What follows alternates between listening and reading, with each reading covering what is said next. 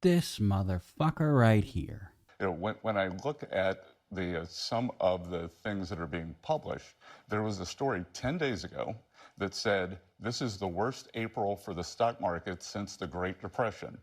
10 days later, the NASDAQ is now up on the month of April, and I haven't seen a story that says, oh, stock market has biggest bounce back ever. That is Scott Bessent, the Treasury Secretary. Scott, the market is still down about 20% from when Trump came into office.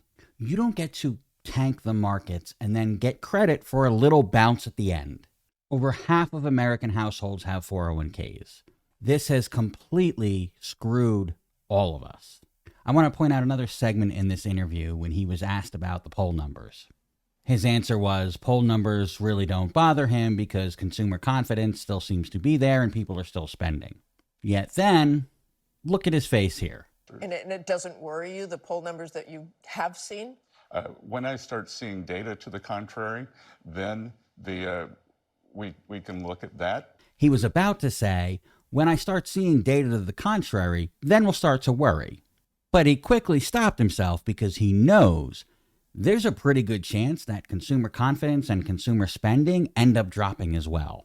So he pulled up from actually saying, we'll worry about it, to saying, then we'll look at it again.